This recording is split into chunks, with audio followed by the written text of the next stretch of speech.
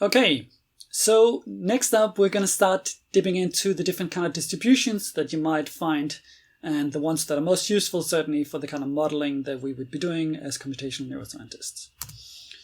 So first up, let's keep it as simple as we can think of, and that's probably going to be the Bernoulli trial. The way it's usually presented is as a simple coin flip. You can either get heads or tails. There are only two possible outcomes in here. But of course, as modelers, we might think about things like a rat and a maze. If you're using like a T-maze, then the rat will have the choice of only turning left versus right. And you can start thinking about whether this is truly a perfectly random choice that the animal is performing, or whether there's some kind of more reason behind it, for lack of a better expression. So if we're assuming something like a fair coin, then it's 50-50 whether you get a heads or whether you get a tails. And it's simple enough to then start thinking about what kind of outcomes can you get from different flips of that coin. So if you flip it 5 times, what's the probability of getting tails 5 times in a row? That's a simple thing to do from a generative model. So once we have a model of how a coin works, then we can make predictions about what's going to happen with it.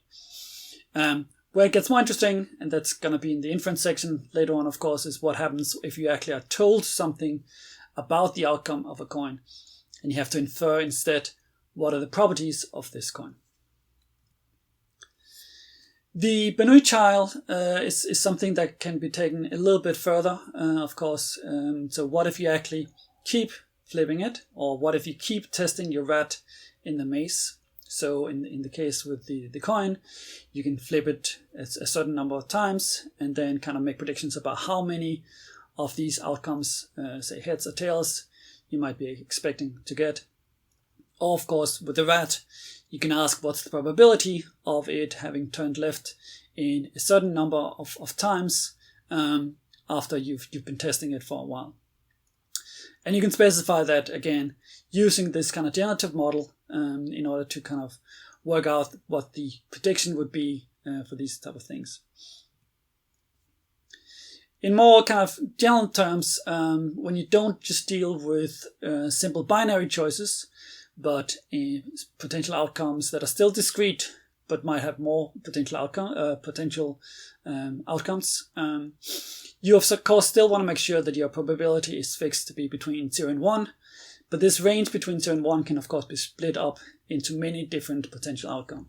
The simplest way maybe to think of that is just when you have a roll of a dice, in which case you can expect that it would be a fair dice with equal probabilities of each of the 6 outcomes, but it doesn't necessarily have to be the case, of course, that it's a fair dice that you deal with.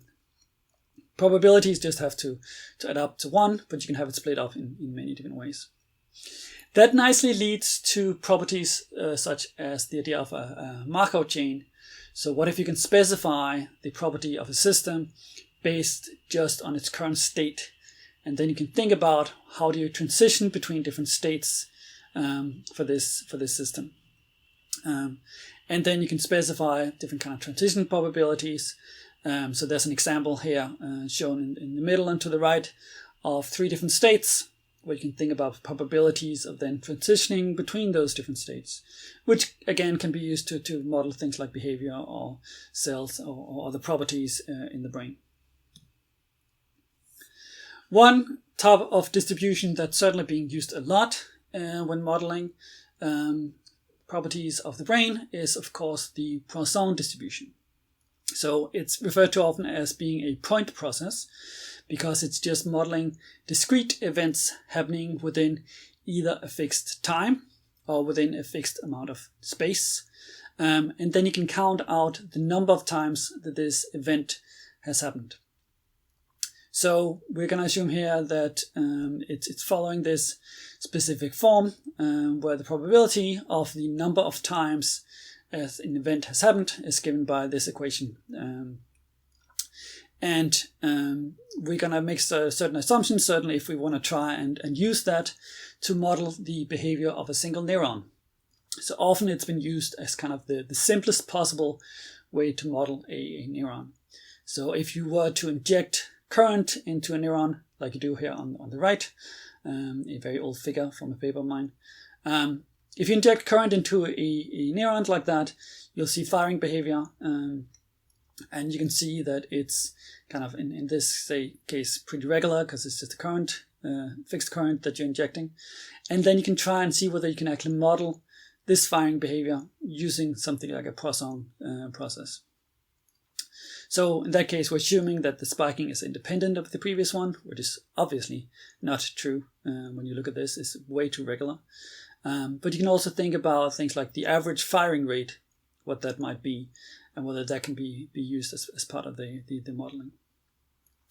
Now, of course, in real life, you wouldn't know anything about what the true property of a neuron would be, so you'd actually be doing inference again. So you'd measure an average firing rate, and then you would be able to use the Poisson distribution to say something about other properties, like the variability of it too. So in the exercises we'll be using for this section, we will play around a bit with discrete probabilities or discrete distributions. That includes sampling from a binomial distribution as well as from a Poisson distribution, and kind of playing around a bit with what happens when the rate of the lambda variable, so the rate of firing, the average rate of firing, tends to get big. So good luck.